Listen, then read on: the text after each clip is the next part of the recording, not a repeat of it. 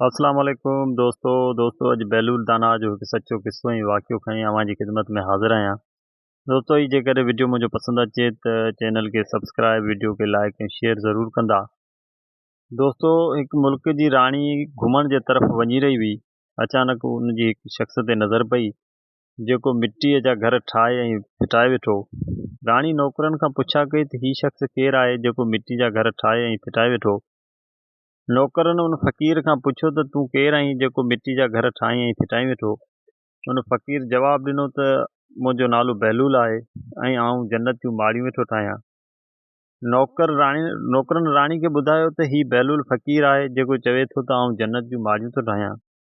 राणी पुछा कयनि त भला इन फ़क़ीर खां पुछो का माड़ी खपाईंदो या न। नौकरनि पुछा कई त हिन चयो जी हा बिल्कुलु आउं माड़ी खपाईंदुसि, पर फ़ी माड़ी जी क़ीमत 1 दरहम हूंदी। राणी 1 दरहम ॾेई हिकिड़ी माड़ी ख़रीद कई ऐं मिट्टी जो बुक फ़क़ीर उनखे भरे ॾिनो।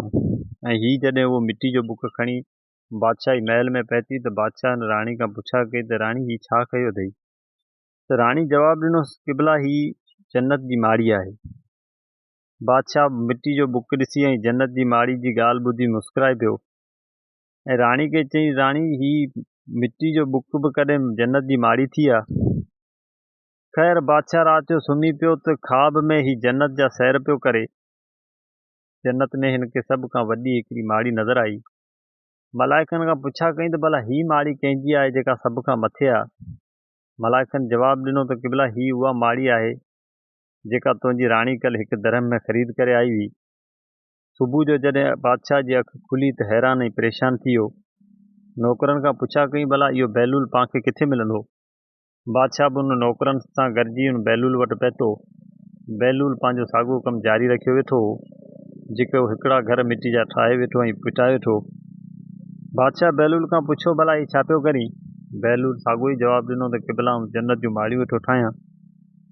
बादशाह हिन खे चयो भला माड़ियूं खपाईंदो बि आहीं। त बहलूल जवाबु ॾिनो जी हा साईं बिल्कुलु माड़ियूं खपाईंदो आहियां। बादशाह चयो भला हिकु माड़ी जी रक़म केतिरी आहे।